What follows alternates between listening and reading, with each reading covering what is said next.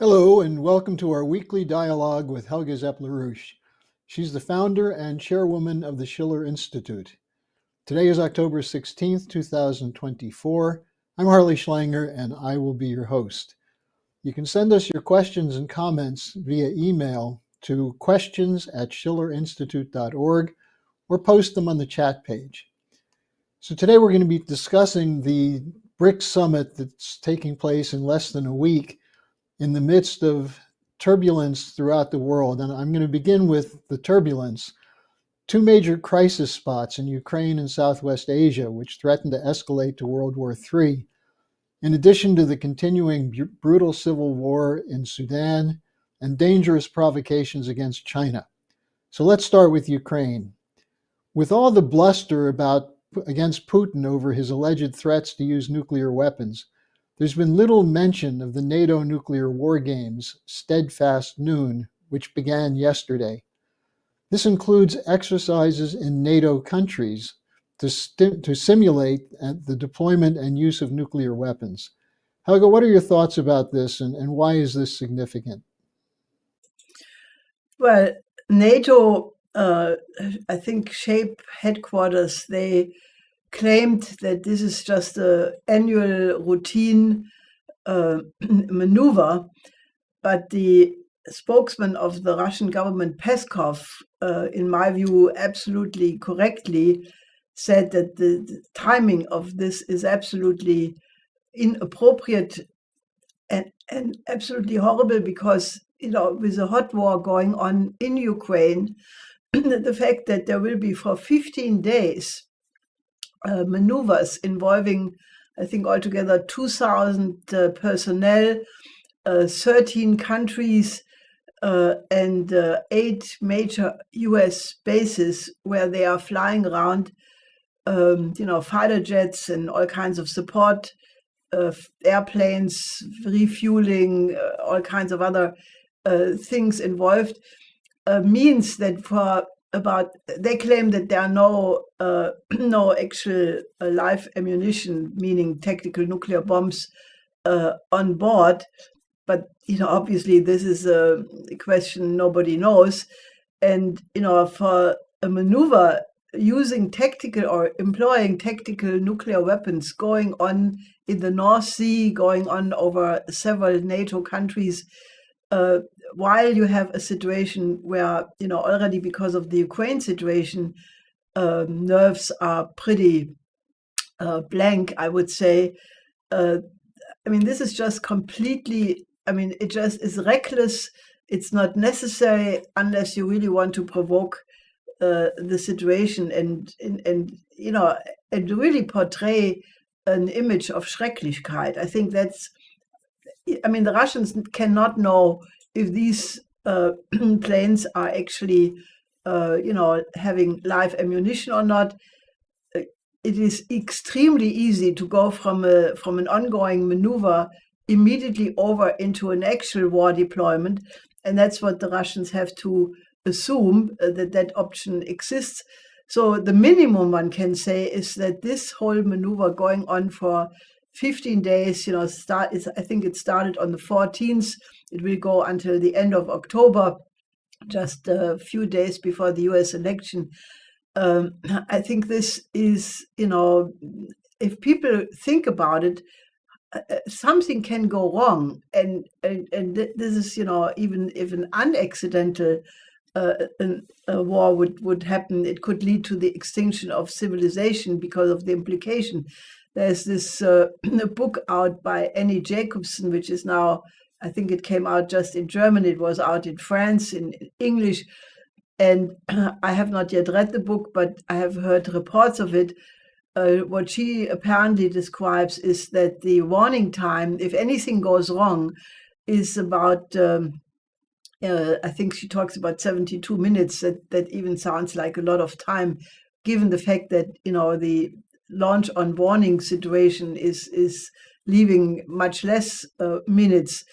And, what she describes there I can only base this on reports I got from people who have read the book, is that, once the sign is given that the war is on, the thinking time is zero, because the things which have to be done by any president or a leader of a government are so so hasty, that there is absolutely no time to think about it or change something, or everything goes into an automatic routine, which means we are sitting on an absolute powder keg on two fronts. One is the Ukraine situation, where the situation clearly goes not in the direction of what Zelensky tried to elicit on his recent tour through European capitals, but it goes more in the direction that Russia is making steady, with other words, that he was trying to convince leaders of Europe to his so-called victory plan. There is no victory inside in Ukraine. It seems that Russia is making steady, vast territorial progress. And, several experts basically think that the war is going to be over before the end of the year. And that brings about then the absolute, to be or not to be question, will NATO finally agree to a negotiation with Russia, which Russia can accept, a diplomatic solution, or will it be escalation, which then could, really go into a big war? That is the situation in Ukraine. And then you have the unbelievably dangerous situation in Southwest Asia, which also could go nuclear. So in the context of these two actual hot situations, to have this NATO maneuver is reckless, it's irresponsible. And I think that makes all the more important the fact that the Japanese organization, which has been fighting against the danger of nuclear war for a long time, got the Peace Nobel Prize this year. And, also that the Chinese government is promoting very offensively the idea of a new security and development architecture, pretty much in line with what the Schiller Institute has been demanding since more than 2 years. So I think, we are really heading towards a point of decision, and I can only urge you, our viewers, join the Schiller Institute and our efforts to really put a completely different agenda, a new paradigm on the international discussion table, because we are in absolute danger of losing everything that is humanity. You're listening to Helga Zepp of the Schiller Institute. Helga, on the point you were just making about the potential for a Russian breakthrough in the war in Ukraine, several people wrote in regarding reports in the mainstream media of deep anxiety afflicting supporters of Ukraine in the war against Russia, and in Europe generally over the coming U.S. election. People asking questions: what would happen if Trump wins? Will the U.S. abandon Ukraine? Would European nations have to cover the difference in costs? And so the question posed is there a war weariness affecting European governments and the general population? Well, I think so. I think the war weariness is, first of all, in Ukraine itself. There are many reports that the number of deserters has increased this year dramatically, and with a perspective where the people fighting on the ground, they don't need to read the newspaper to know what their situation is, because they're in the middle of it. There seems to be a very far spread demoralization, because Ukraine is victimized. Ukraine is this idea that you have to keep fighting when it's clear there is no victory possible. I think one officer, retired officer, made the comparison that it's as impossible for Ukraine to win against Russia as it would be for Mexico to win against the United States. And nevertheless, there are these reckless military and political leaders who demand that the fight should go on until Russia is defeated, when that is an objective impossibility, and the only victims are really the Ukrainian people, who are being, many people are being slaughtered. The country is going under in war destruction. And, the other major victim of this naturally is Europe. Europe is falling apart. And, I think that the the danger that Europe, I mean, it does not really make a big difference who wins the election, in my view, because, okay, Trump has promised he would end the Ukraine war in 24 hours, and maybe he would. I think he probably would. But nobody is then asking, what is the policy of Trump in the Middle East, where he is saying things which are absolutely unbelievable for a potential president of the United States to say. So I think we need something completely, I mean, I'm not putting my eggs in the basket of either one of these two candidates, because I think none of them has said anything which would really give me confidence that they are thinking in the right direction, which has to be a new paradigm. Stopping geopolitics, go out of the Wolfowitz doctrine, which is still lingering in the background, that the United States should remain the dominant power in the world forever, that, no combination of countries should be allowed to bypass the United States economically, politically, or in any other way. And as long as that is the underlying feature of the Pentagon, of the military-industrial complex, well, I really think we are not out of this crisis until a large part of the population of the United States and Europe basically asserts their desire to keep peace, and that means cooperation instead of confrontation. So I think that is what one can say about this situation.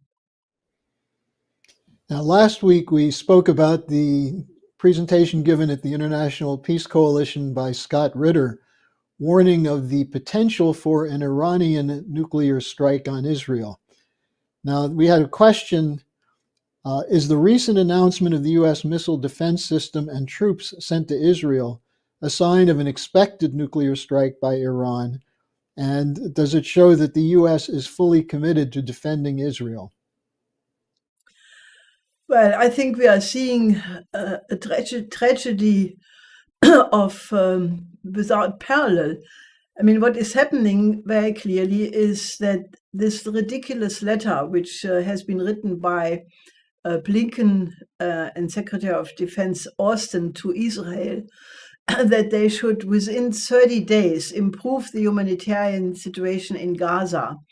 I mean, that is the biggest joke I have ever. It's not a joke. It's a horror story. I mean, right now they have given an ultimatum to anywhere between 300 and 400,000 people in Gaza to evacuate, or else they will be treated as terrorists, and that means they can be shot at, starved, or whatever. And a similar thing is actually happening in respect to Lebanon, where 1/4 of the country is already under IDF control. And, this goes along with unbelievable consequences. The murdering of people is happening in front of the world's eyes. And, for the Palestinians, it is an absolute tragedy. For the people in Lebanon, it is equally a tragedy because Lebanon is step by step being turned into a new Gaza situation. So it is horrible for all the people involved. Many of them are losing their lives. But I think, it is even much, much beyond that, a tragedy of all of humanity, because the fact that the world public knows about it and then sees the behavior of certain US and European leaders who just in a shameless way turn the truth around. And always when they report about it in the media, they always say, it was a Lebanese attack on Israel, which forced Israel for self-defense, in a complete misconstruction of the facts and the sequence and the chronology. So this is being observed by the whole world, by the Arab world, by the global majority. And I think that one additional effect of all of that will be that the moral loss of image, the stain on the conscience of the people in the West who are condoning this, I don't think this will go away. I mean, I cannot imagine how the world ever will go back into any kind of, pre-war situation, because this condoning is what will be judged by history and by the world public. So I can only say, we have to move to move the whole world into a new paradigm, because I don't think that any one of these crises, either Ukraine nor Southwest Asia, can just be solved by the forces in the region, because it's part of all. The transatlantic world is clearly reacting to the rise of China and the multipolar world, and one has to overcome this geopolitical thinking, or else I don't think there will be a way out. Well, one astute observer picked up on this question of the 30 days giving Israel to comply with humanitarian aid and wrote that to him, this is slow motion genocide, or support for slow motion genocide. And he asked, what can be done to force a response from Western governments? Is there anything that can be done? And here it might be worthwhile to mention that the International Peace Coalition will be having the Zoom call as usual this Friday at 11 a.m. Yes, as I said, I think it is very obvious that there is only one power in the world which could stop this, and that is the United States. If the United States would indeed assert their power in terms of weapon deliveries, in terms of financial support, it could be stopped immediately. Maybe not so easily, but it could be stopped. So the fact that there is a place where you could put the lever on means that the people of the United States must speak out more clearly and assert pressure from within the United States, but also I think that the countries of the global South, who are the vast majority of the human population, and I think they're getting more active all the time, they have to step forward, because we have an incredible crisis. The UN in its present form does not function. The UN Security Council is blocked all the time by the veto of one of the permanent members of the UN Security Council, which means de facto, when this conflict involves one of them, namely the United States, and naturally in the shadows Great Britain, then there is no solution. So there is a real crisis of humanity, and I think people better wake up to the fact and realize that we have to create maybe a new institution. The BRICS is emerging as quite an important counterweight to all of this. They have their summit in actually a week, about a week. And I think that is hopefully going to be one of the places where some real alternative is being proposed.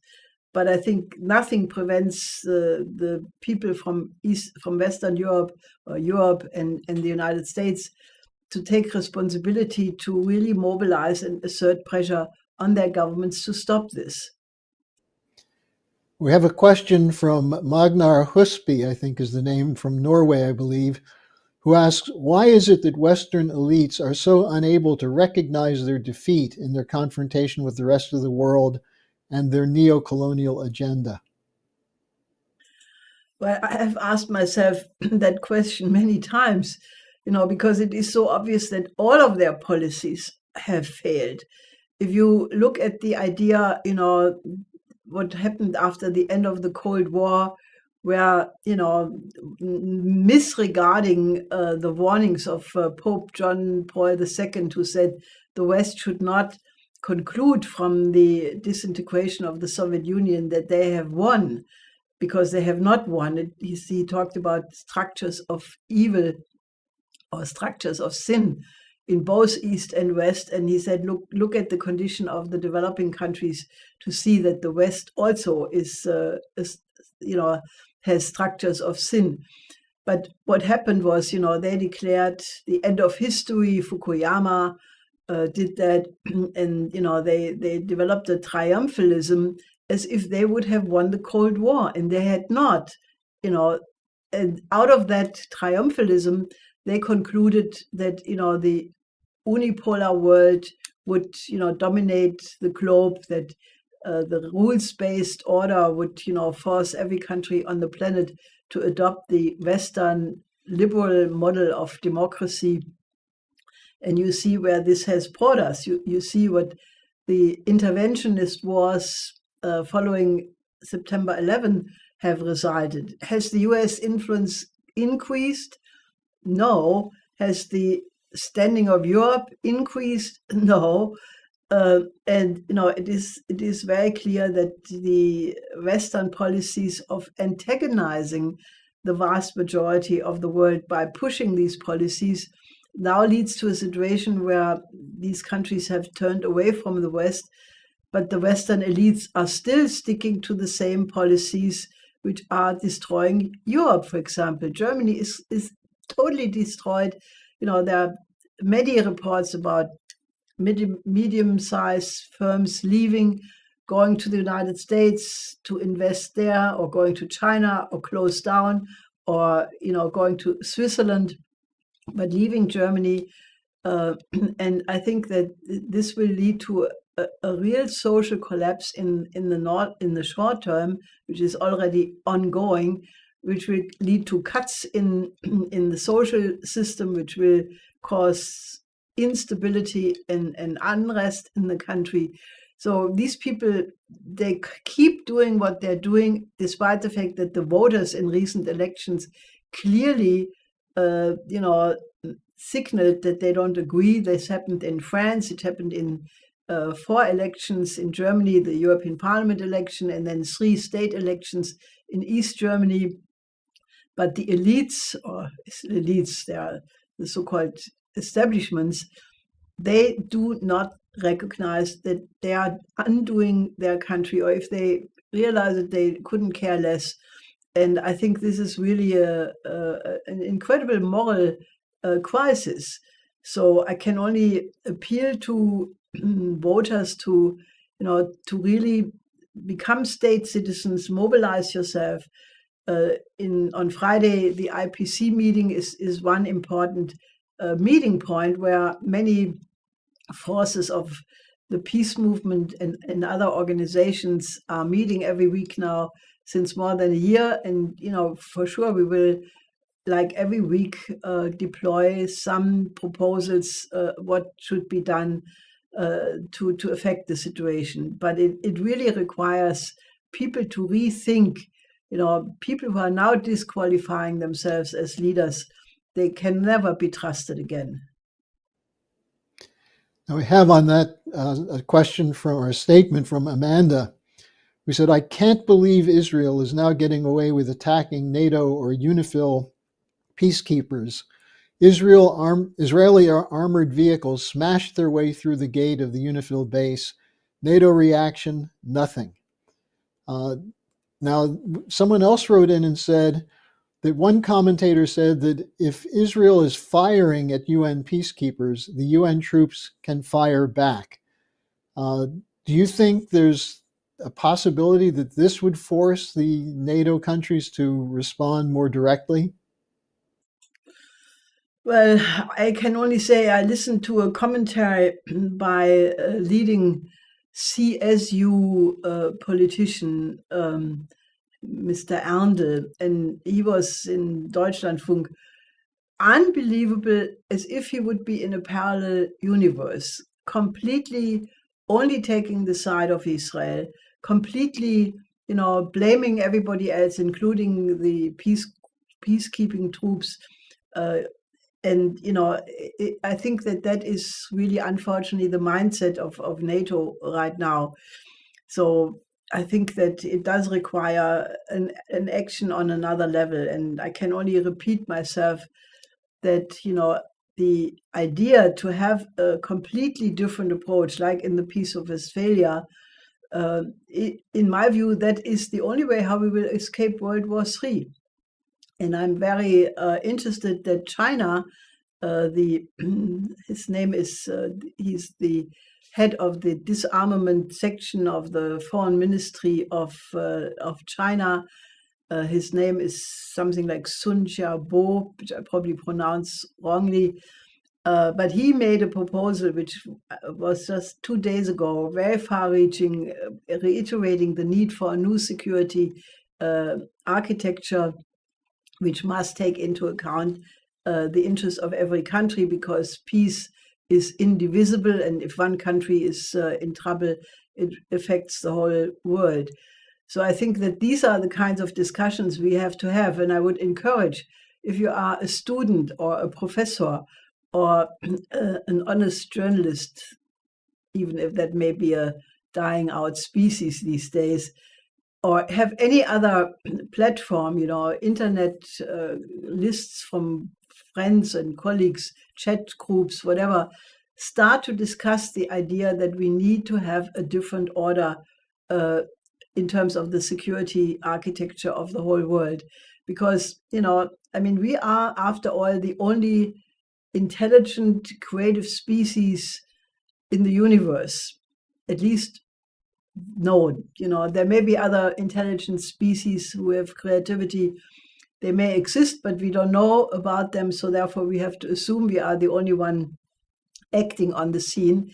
And if we cannot say, if the present security order, the present structure, the present setup among nations is possibly dooming us all to vanish in a nuclear war and the following nuclear winter, should we not be able to think what we should do different when we still have time? And for me, that is the burning question, which I would really like more people to start to discuss. We had one conference about this topic, which involved a university in Nicaragua. And I still think tanks, universities, other social groupings, they should start to discuss that if you are bound in a security structure which does not allow your survival if anything goes wrong, that cannot be the structure which is good for you. So I think we have the right and the duty to think, how do we get out of this situation? Well, you mentioned before the BRICS summit that comes up starting on October 22nd. We have a couple questions about that. One from Susie Schwartz in New Mexico, who started by saying, "Words cannot express my appreciation for your leadership and ceaseless efforts in preventing World War III and the realization of a peaceful, fair, and prosperous world. I am very worried that the hegemonic Western powers, for example, the United States, will try to sabotage the upcoming BRICS summit in Kazan, Russia. Do you think they can or will?" And then a second question on this: how do you evaluate the chances of the BRICS to succeed in transforming the world from a neocolonial status to one with justice for all nations and people? Well, I think there is already an effort to create maximum trouble for all the member states of the BRICS.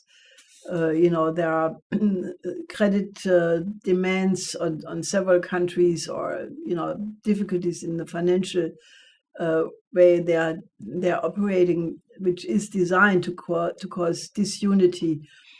Obviously, the idea of creating a new payment system, which was discussed by President Putin with his security team 2 weeks ago, is going to be on the agenda. There are very contradictory reports about what is to be expected in Kazan.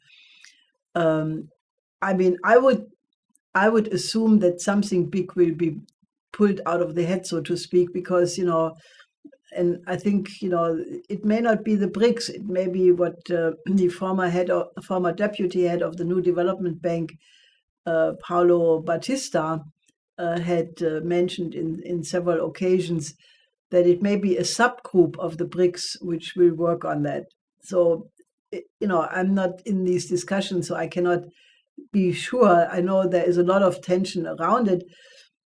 I can only tell you what for sure is not a good idea, and that is what Donald Trump just said. He said that he would impose 100% tariffs on every country which is going in the direction of de-dollarization.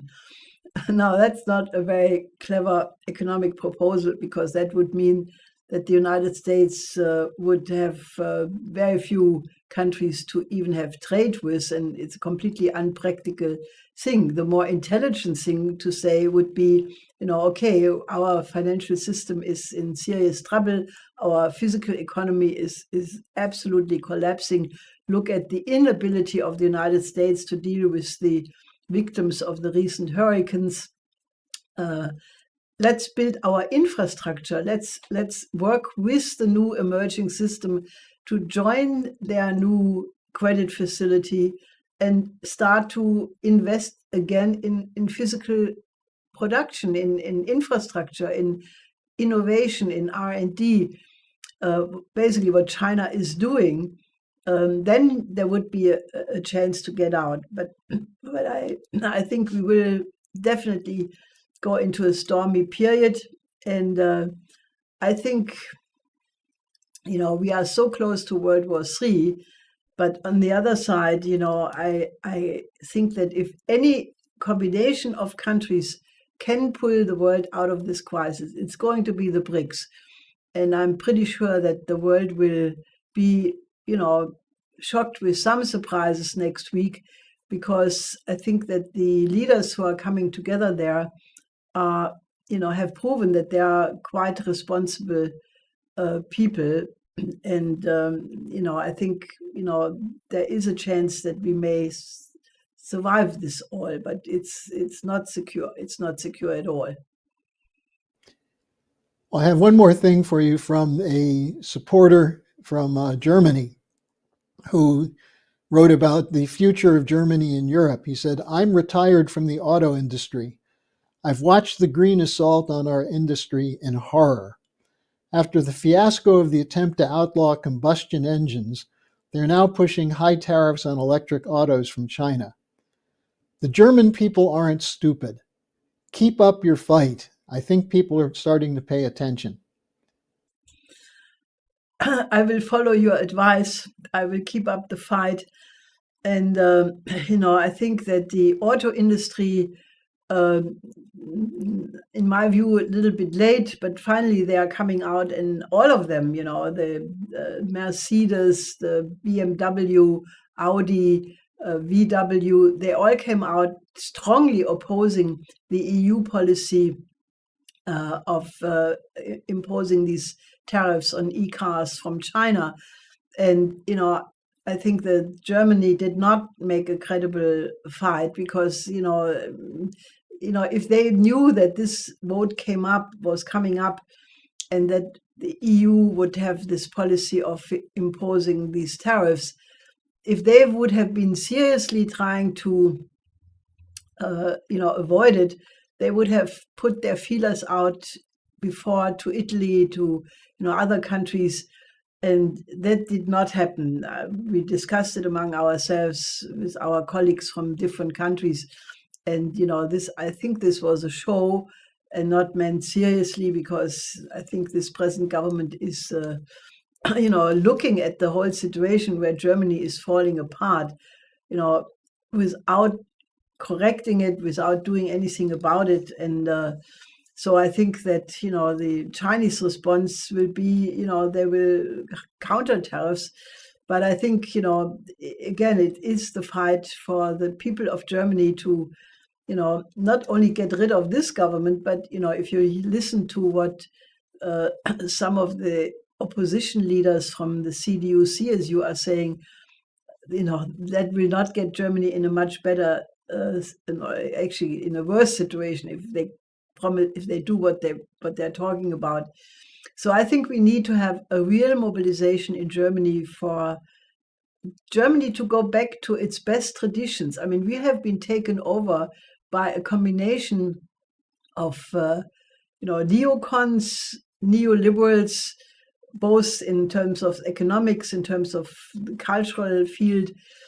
And while the Asians are smart, and they went back to their own historic traditions of sometimes 5,000 years ago, and they take their strengths out of the greatest culture they have produced in millennia.